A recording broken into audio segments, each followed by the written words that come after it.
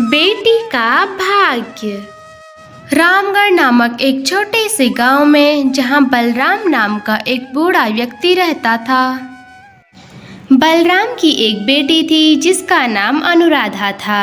अनुराधा के बचपन में ही उसकी मां गुजर गई थी, जिससे उसके आखिरी सहारा उसके एक बूढ़े बाबा ही थे। पत्नी के वर्षों पहले ही गुजर जाने के बाद बलराम का आखिरी सहारा उसकी बेटी ही थी, जिसका पालन पोषण करने के लिए उसके पिताजी खेतों में दिन रात मेहनत किया करते थे। कभी हल जोतते थे तो कभी फावड़ा चलाया करते थे। वहीं दूसरी तरफ अब अनुराधा जवान हो गई थी और बलराम को उसकी शादी की चिंता सता रही थी, क्योंकि शादी करने के लिए लड़के वाले बहुत ही दहेज की डिमांड कर रहे थे। बाबा 2 रोटी और लाओ क्या? अरे नहीं नहीं बेटी, मेरा पेट भर गया है, अब मुझसे नहीं खाया जाएगा अब ज़्यादा खाना। अरे बाबा ये क्या बात हुई? अरे आजकल मैं देख रही हूँ कुछ दिनों से आप खाना नहीं खा रहे हो। अरे अगर आप खाना नहीं खाओगे तो आप बीमार हो जाओगे। बताओ मुझे ऐसी कौन सी बात है जो तुम्हें मन ही मन खाए जा रही है? बेटी अनुराधा, अब मैं तुझे क्या ही बताऊं। तू भी अब बड़ी हो गई है, तेरी शादी की उम्र हो गई है और मैं जहाँ भी लड़की देखने के लिए जा रहा हूँ वहाँ सभी लड़के वाले दहेज की डिमांड कर रहे हैं। अब मैं एक गरीब किसान हूँ, मुझे बहुत ही चिंता हो रही है कि तेरी शादी कैसे होगी। हमारे पास तो दहेज भी नहीं है लड़के वालों को देने के लिए। पिताजी तुम चिंता मत करो, तुम्हें चिंता करने की कोई भी जरूरत नहीं है। मुझे नहीं करनी कोई शादी, मुझे तुम्हारे साथ ही रहना है, तुम्हारी सेवा करनी है। अगर मैं यहाँ से चली जाऊंगी तो तुम्हारा ख्याल कौन रखेगा? अनुराधा अपने पिताजी से चिंता ना कहने के लिए कह रही थी, परंतु उसे भी पता था कि उसकी सभी सहेलियों की शादी हो चुकी है, अब बस वही बची है। पर अपने पिताजी को चिंता में न देखने के लिए वह अपने पिताजी को कहती है कि मुझे कोई शादी नहीं करनी है। खाना खाने के बलराम फिर से अपने खेत में हल जोतने के लिए आ जाता है और फिर से हल जोतते जोतते उसे अपनी बेटी की शादी की चिंता सताने लगती है। तभी वहीं उसी गांव का एक दूसरा किसान अपने खेत के लिए चला आ रहा था और वह चलते चलते बलराम के पास आया और उससे कहने लगा, और बलराम भाई कैसे हो? कैसे आपकी खेती चल रही है और आपकी बेटी अनुराधा कैसी है?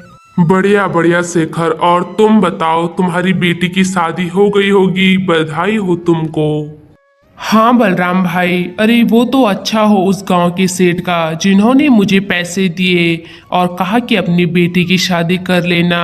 और अब मैं एक खेत में दिन रात मेहनत कर रहा हूँ और धीरे धीरे करके गांव के सेठ के पैसे चुका दूंगा। वैसे बलराम, तुम्हारी बेटी अनुराधा की भी तो शादी की उम्र हो गई है। अरे उसकी सभी सहेलियों की शादी हो गई है, अब उसकी भी शादी करा दो वरना कहीं देर ना हो जाए। अच्छा तो भाई मैं चलता हूँ, मुझे अपनी खेत में बहुत काम करना है, अपनी बेटी की शादी का कर्जा भी तो चुकाना है। चलो भाई मैं चलता हूँ। ऐसा कहकर शेखर अपनी खेत की ओर चला जाता है और वहीं बलराम सोच में पड़ जाता है और कहने लगता है, ये बात सही है, मुझे भी सेठ से अपनी बेटी की शादी के लिए कर्जा ले लेना चाहिए और मैं खेती करके कुछ सालों में ही अपनी बेटी की शादी का कर्जा चुका दूंगा। ऐसा कहकर बलराम अपने घर न जाकर सीधे सेठ के घर चला जाता है। बोलो बलराम, तुम्हारा मेरे घर कैसे आना हुआ? बताओ तुम्हें क्या चाहिए? सेठ जी, मेरी बेटी की अब शादी की उम्र हो गई है और मेरे पास शादी करने के लिए पैसे नहीं हैं, इसलिए मुझे आप कुछ पैसे कर्ज दे दीजिए और मैं कुछ सालों में ही आपके पैसे आपको दे दूंगा।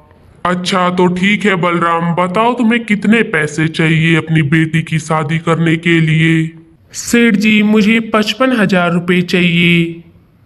अच्छा तो ठीक है, ये लो 55,000, पर इसका ब्याज लगेगा और इसका पर महीने का ब्याज 1,000 रुपये बढ़ता जाएगा और पूरे 1 साल का बन जाएगा 1,30,000 रुपये तुम्हें मुझे ब्याज सहित लौटाना होगा।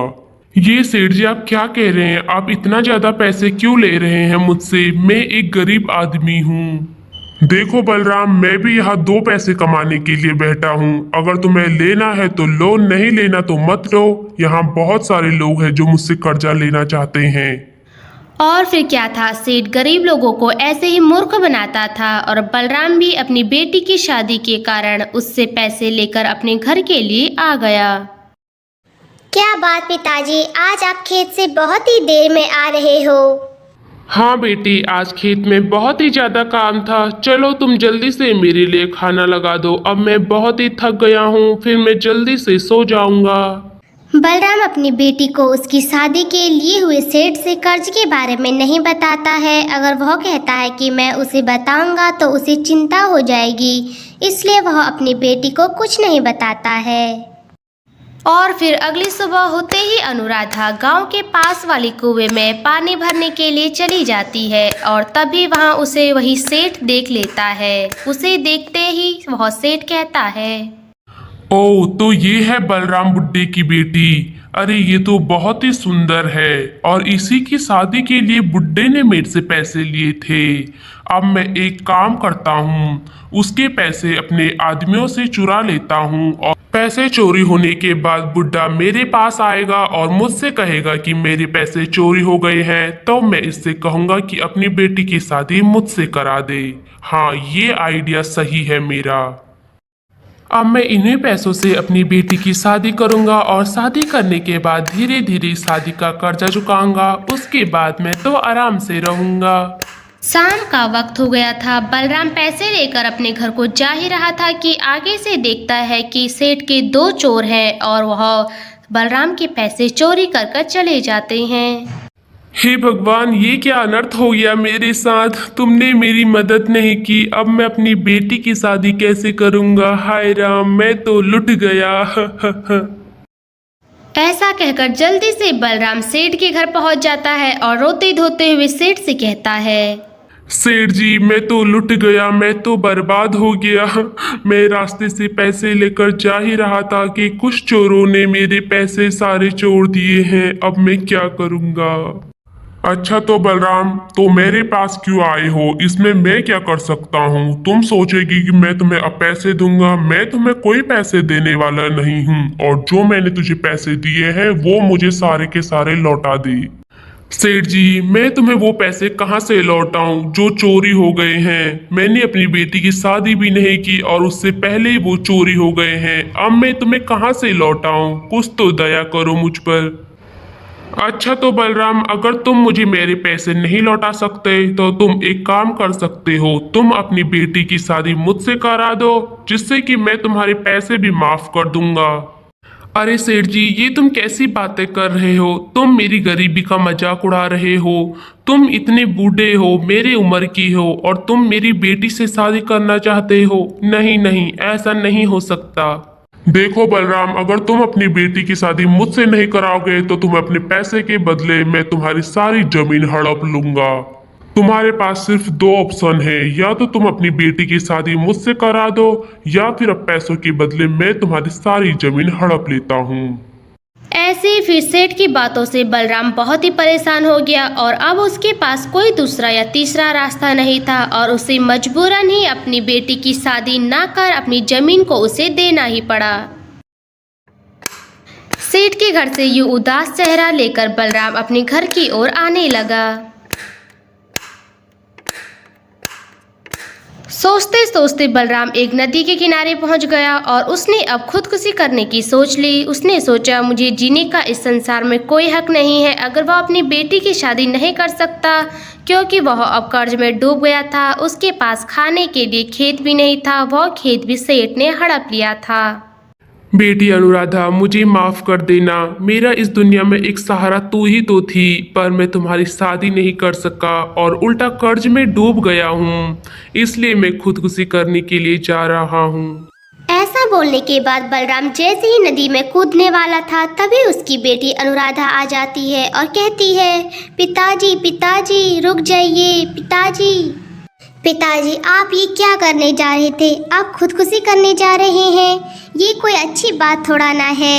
आपको तो पता ही है ना, इस संसार में मेरा कोई नहीं है आपके सिवा, और मैं आपके सहारे ही तो जी रही हूँ। अगर आप ही ऐसा कर देंगे तो मैं क्या ही करूँगी जीकर। और पिताजी, आपको क्या लगा था कि आप मेरी शादी के लिए सेठ से कर्जा लेंगे और मुझे बताएंगे नहीं तो मुझे पता नहीं चलेगा? मुझे सब पता चल गया है।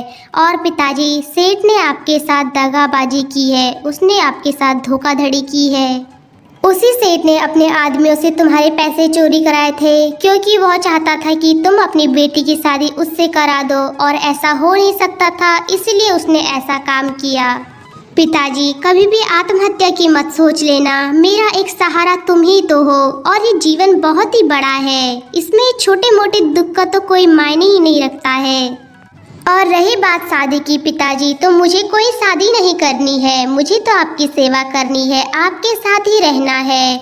आपने मुझे बचपन से पाला पोसा, मेरे लिए कोई कमी नहीं की, तो अगर आप बूढ़े हो रहे तो मैं आपको छोड़ के कैसे चली जाऊंगी? मैं कहीं नहीं जाऊंगी। और आज के बाद हम दोनों ही काम करेंगे और अपना घर चलाएंगे। अपनी बेटी की ऐसी बातें सुनकर मानो बलराम के अंदर सच में ही जीने की एक उम्मीद आ गई हो। बेटी, सच में अगर तुम नहीं आती तो मैं तो अपना जीवन समाप्त ही करने वाला था। तुम ही को देखकर तो मुझे एक जीने की उम्मीद आती है। हाँ बेटी, हम अपना जीवन जिएंगे। जीवन तो अभी बहुत ही बड़ा और बहुत ही सुंदर है, हमें यूं ही अपना जीवन समाप्त नहीं करना चाहिए। चलो बेटी, अब घर को चलते हैं। बलराम के ऐसे दुख में उसकी बेटी ने उसका पूरा साथ दिया, जिससे कि बलराम के अंदर जीने की एक नई कला जागने लगी। घर पहुंचते ही अनुराधा और अनुराधा के पिताजी ने खाना खाया, और फिर अगली सुबह होते ही अनुराधा और बलराम दूसरों के खेतों में काम करने के लिए चले जाते हैं। ऐसे ही अनुराधा दूसरों के खेतों में काम करती है और अपने घर का खर्चा चलाती है। सुबह को बलराम और उसकी बेटी काम के लिए जाते और शाम को थक हार कर अपने घर को लौट आते, और ऐसे ही कुछ दिन वक्त बीतने लगा। और एक दिन की बात है, उसी खेत के मालिक अनुराधा और उसके पिताजी को काम करते हुए देखते हैं, तो वह अनुराधा और उसके पिताजी से कहते हैं, बलराम, तुम्हारी बेटी अनुराधा बहुत ही समझदार, होनहार और मेहनती लड़की है। मुझे तुम्हारी लड़की बहुत ही पसंद आई है। मैंने तो अपनी जिंदगी में आज तक ऐसी लड़की नहीं देखी है जो कि इतनी मेहनत करती है और अपने पिताजी की इतनी इज्जत करती है। हाँ सेठ जी, मेरी बेटी अनुराधा है ही ऐसी, वो बहुत ही समझदार, होनहार और मेहनती है। हाँ तो बलराम, अगर तुम्हें कोई ऐतराज ना हो तो मेरा भी एक बेटा है। मैं चाहता हूँ कि आपकी बेटी अनुराधा मेरी घर की बहू बने। अगर बेटी तुम्हें कोई ऐतराज ना हो तो तुम क्या मेरी घर की बहू बनोगी? हाँ सेठ जी, मुझे इससे कोई ऐतराज नहीं है कि मुझे तुम्हारी घर की बहू बनना पड़े। मैं तो बहुत ही खुश हूँ, पर मेरी भी तो एक शर्त है। सेठ जी, मेरी माँ के जाने के बाद मेरे पिताजी ही मेरे आखिरी सहारा है, और अब मैं उन्हें बुढ़ापे में अकेला नहीं छोड़ना चाहती हूँ, इसलिए मैं चाहती हूँ कि वो मेरे साथ ही रहें। अरे वाह वाह वाह वाह बेटा, सादा जीवन उच्च विचार। भला मुझे इस बात से क्यों ऐतराज होगा? मुझे तो बहुत ही खुशी है कि आपके पिताजी हमारे घर ही रहेंगे और हम उनकी सेवा करेंगे। और ऐसा कहने के बाद कुछ ही दिनों बाद अनुराधा और सेठ के बेटे की एक दूसरे से शादी हो जाती है। और वहीं अनुराधा भी अब बहुत ही खुश थी, क्योंकि उसके पिताजी भी अब उसी के साथ रह रहे थे, और अब उसके पिताजी और उसके ससुर बहुत ही खुश थे और एक दूसरे के साथ बातचीत करते रहते थे, जिसे देखकर अनुराधा और उसके पति भी अब बहुत ही खुश थे। इसीलिए बेटी के भाग्य में भी जो लिखा हुआ होता है वही होता है, उसे कोई भी नहीं बदल सकता है।